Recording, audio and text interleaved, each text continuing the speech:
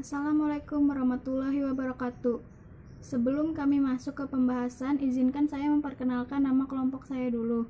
Yang pertama ada Ilmi Nafian, yang kedua ada Iklima Irawanti, yang ketiga ada saya Nabila Tirta Priniansyah. Kami akan menjelaskan tentang bentuk-bentuk badan usaha. Ada beberapa hal yang perlu dipertimbangkan dalam memilih perusahaan. Yang pertama, jenis usaha yang dijalankan, entah itu perdagangan, industri, dan sebagainya. Lalu yang kedua, ruang lingkup usaha. Ketiga, pihak-pihak yang terlibat dalam kegiatan usaha. Keempat, besarnya risiko kepemilikan. Lalu yang kelima, batas-batas pertanggungjawaban terhadap hutang-hutang perusahaan. A. Bentuk yuridis perusahaan. Ada beberapa bentuk yuridis perusahaan. Yang pertama, perusahaan perseorangan. Kelebihan perusahaan perseorangan adalah yang pertama, mudah dibentuk dan dibubarkan. Dua, bekerja dengan sederhana. Ketiga, pengelolaannya sederhana.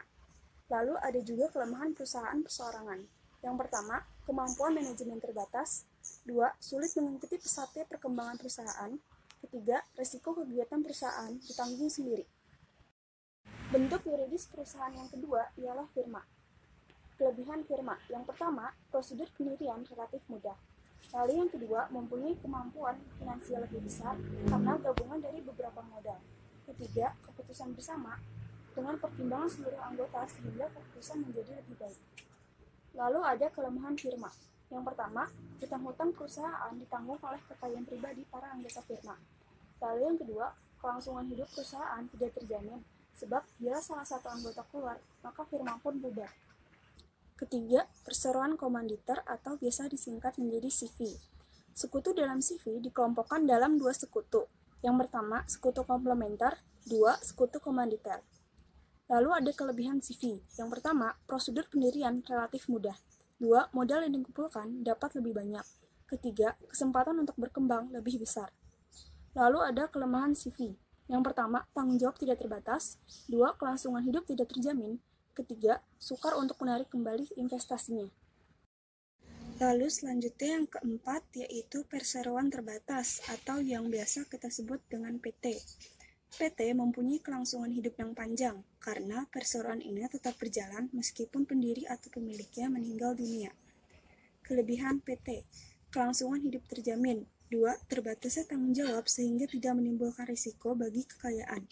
Lalu yang ketiga, saham dapat diperjualbelikan dengan mudah. Lalu selanjutnya ada kelemahan PT. Yang pertama, biaya pendirian relatif mahal. Dua, rahasia tidak terjamin. Lalu yang terakhir, kurangnya hubungan yang efektif antara pemegang saham. Lalu yang kelima ada badan usaha milik negara atau yang biasa kita sebut dengan BUMN. BUMN adalah semua perusahaan dalam bentuk apapun dan bergerak dalam bidang usaha apapun yang sebagian atau seluruh modalnya merupakan kekayaan negara, kecuali jika ditentukan lain berdasarkan undang-undang. Ciri-ciri utama BUMN adalah yang pertama, tujuan utama usahanya adalah melayani kepentingan umum sekaligus mencari keuntungan. Dua, berstatus badan hukum dan diatur berdasarkan undang-undang. Tiga, pada umumnya bergerak pada bidang jasa-jasa vital. Keempat, dapat dituntut dan menuntut sesuai dengan ayat dan pasal dalam hukum perdata. Lalu yang kelima, setiap tahun perusahaan menyusun laporan tahunan yang memuat neraca dan laporan rugi laba untuk disampaikan kepada yang berkepentingan. Yang keenam ada koperasi. Koperasi adalah suatu bentuk badan usaha yang beranggotakan orang-orang atau badan hukum koperasi yang melandaskan kegiatan berdasarkan prinsip koperasi sekaligus gerakan ekonomi rakyat yang berdasarkan asas kekeluargaan. Di sini ada menurut Undang-Undang Nomor 25 Tahun 1992, Pasal 5, disebutkan prinsip koperasi yaitu yang pertama, keanggotaan bersifat sukarela dan terbuka. Yang kedua, pengelolaan dilakukan secara demokratis. Yang ketiga, pembagian sisa hasil usaha dilakukan secara adil sebanding dengan besarnya jasa usaha masing-masing anggota. Yang keempat, pemberian balas jasa yang terbatas terhadap modal. Yang kelima, kemandirian. Selanjutnya ada pengelompokan koperasi menurut bidang usaha. Yang pertama, koperasi produksi, yaitu koperasi yang para anggotanya terdiri dari produsen barang atau jasa. Yang kedua, koperasi konsumsi, yaitu koperasi yang bergerak dalam penyediaan kebutuhan pokok bagi para anggotanya. Yang ketiga, koperasi simpan pinjam, yaitu koperasi yang bergerak dalam penghimpunan dana dari para anggota dan menyalurkannya kepada anggota yang membutuhkannya. Yang keempat, koperasi serba usaha, yaitu koperasi yang mempunyai bidang usaha rangkap atau beraneka ragam sesuai dengan kebutuhan para anggota. Selanjutnya ada pengelompokan koperasi menurut luas wilayah. Yang pertama, primer koperasi sebagai satuan terkecil dengan wilayah yang kecil pula dan melibatkan secara langsung orang-orang sebagai anggotanya. Yang kedua, pusat koperasi, yaitu koperasi yang anggotanya adalah koperasi primer, sedikitnya 5. Yang ketiga, gabungan koperasi, yaitu koperasi yang dibentuk secara bersama-sama oleh pusat koperasi, paling sedikit 3 pusat koperasi. Yang keempat, induk koperasi, yaitu koperasi yang dibentuk secara bersama-sama oleh gabungan koperasi, paling sedikit 3 gabungan koperasi. Selanjutnya ada pengelolaan koperasi, terutama koperasi primer dilakukan oleh pihak-pihak yang menentukan maju mundurnya koperasi. Yang pertama, rapat anggota, yaitu pemegang kekuasaan tertinggi koperasi. Yang kedua, pengurus, orang yang secara aktif menjalankan tugas pengelolaan koperasi. Yang ketiga, pengawas, yaitu bertugas menentukan cara membagi keuntungan dan dengan jumlah keuntungan yang dibagi. B. Penggabungan atau kombinasi perusahaan adalah kerjasama antar perusahaan. Penggabungan usaha terjadi karena yang pertama, perusahaan kecil umumnya mempunyai pasar terbatas dan tidak mempunyai kemampuan menguasai pasar yang luas. Yang kedua, kuantitas bahan baku perusahaan kecil relatif sedikit, sehingga harga belinya menjadi mahal. Akibatnya harga jual produk menjadi mahal. Yang ketiga, suatu bahan baku untuk perusahaan kecil tidak terus-menerus, sedangkan jumlah yang diinginkan pemasok terus berkesinambungan. Yang keempat, untuk menggunakan teknologi baru yang efisien dan efektif serta menciptakan barang baru, perlu biaya penelitian yang sangat mahal dan dapat ditanggung bersama. Yang C, bentuk-bentuk penggabungan. Yang pertama, penggabungan vertikal integral, integrasi ke hilir. Bisa dilihat yaitu dari perusahaan atau pabrik ke distributor dan ke konsumen. Kalau integrasi ke hulu, yaitu dari perusahaan pabrik ke perdagangan besar, selanjutnya ke produsen bahan baku. Yang kedua, penggabungan horizontal paralelisasi. Tujuan penggabungan macam ini adalah A. Mengurangi kelebihan kapasitas, B. Menekan biaya, C. Memperluas pasar. D. Pengkhususan perusahaan.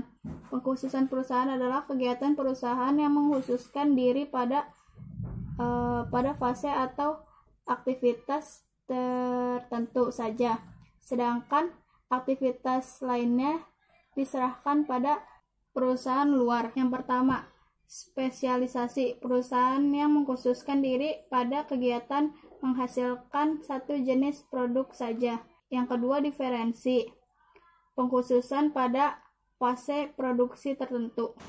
Pengkonsentrasian perusahaan. Yang pertama ada tours, yang kedua ada holding company, yang ketiga ada kartel, yang keempat ada sindikat, yang kelima ada konkren, yang keenam ada joint venture, yang ketujuh ada trade association, dan yang terakhir ada gentleman agreement. F. Lembaga keuangan. Lembaga keuangan adalah semua badan yang melalui kegiatannya di bidang keuangan menarik dana masyarakat dan menyalurkannya ke masyarakat. Lembaga keuangan dapat dibagi menjadi dua, yaitu yang pertama ada lembaga keuangan yang disebut bank.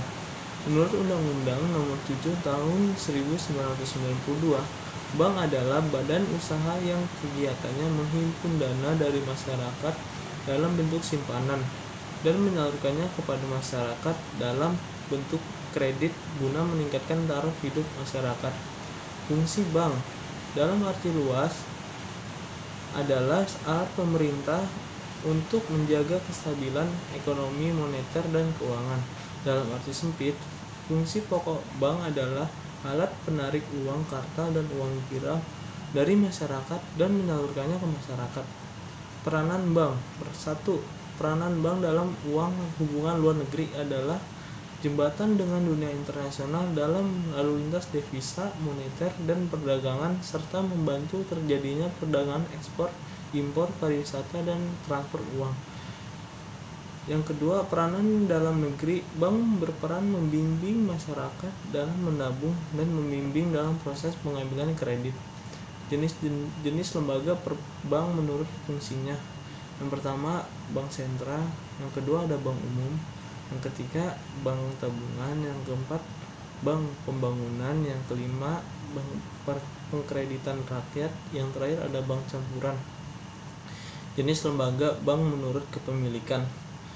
Yang pertama ada bank umum milik negara. Yang kedua ada bank umum swasta. Yang ketiga ada bank pembangunan daerah. Yang terakhir ada bank asing. 2. Lembaga keuangan bukan bank atau disingkat LKBB. Lembaga keuangan bukan bank merupakan badan yang melakukan di bidang keuangan yang secara langsung atau tidak langsung menghimpun serta memberikan pinjaman jangka pendek 1-5 tahun dan jangka panjang. Badan hukum ini didirikan oleh warga negara Indonesia serta dapat melakukan kerjasama dengan pihak asing dan dapat juga sebagai badan hukum asing dalam bentuk perwakilan dari lembaga keuangan yang berkependudukan di luar negeri. Jenis-jenis usaha lembaga bukan bank di Indonesia. 1. Menghimpun dana dengan jalan mengeluarkan kertas berharga. Yang kedua ada menerbitkan sertifikat deposito. Yang ketiga anjak piutang. Yang keempat ada sewa guna usaha. Yang kelima kartu kredit. Yang keenam ada pembiayaan konsumen. Yang ketujuh ada perantara dalam penerbitan perdagangan surat berharga. Yang ke-8 adalah sebagai perantara untuk mengadakan joint venture. Sekian dari kelompok kami, kurang lebihnya mohon dimaafkan apabila ada salah-salah kata. Wabillahi taufiq wal hidayah. Wassalamualaikum warahmatullahi wabarakatuh.